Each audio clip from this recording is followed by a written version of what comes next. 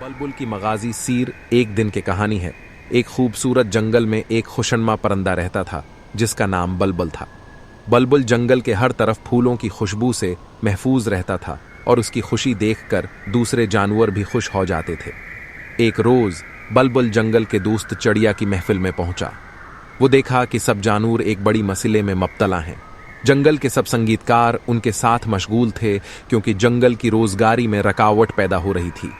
बलबुल ने दोस्तों की परेशानी देखकर फैसला किया कि इसे उनकी मदद करनी चाहिए। उसने जंगल के सब जानवरों को एक जमा करने का ऐलान किया ताकि वो मसले का हल तलाश कर सकें। सब जानवर जमा हो गए और बुलबुल ने उनसे मसले का हल मशूरा किया। पहला प्लान ये था कि वे सब अपने अपने कामों को छोड़ दें और एक साथ काम करें। लेकिन जब वो इस प्लान को अमल में लाने की कोशिश करने लगे तो हर जानवर को अपने काम की अहमियत का एहसास हुआ और सब ने अपने काम को जमा करने का फैसला किया। दूसरा प्लान ये था कि वो एक मुश्तरका कारोबार शुरू करें ताकि जंगल की मुनाफा में इजाफा हो। बलबुल ने तजारत के लिए मख्तार मनाजिल मख्तार की और उसका प्लान कामयाबी के साथ काम करने लगा।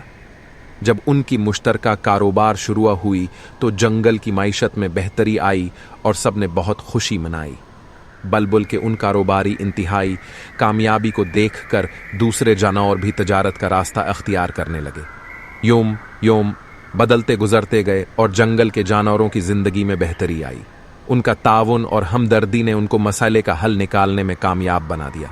बलबुल की मेहनत, ताउन और मसले के हल की तलाश ने जंगल को यकजा किया और सबको बेहतरीन जिंदगी दी। ये कहानी हमें ये सिखाती है कि मुश्किलात का सामना करते वक्त अगर हम मिलकर काम करें तो हम किसी भी मुश्किल को आसानी से हल कर सकते हैं।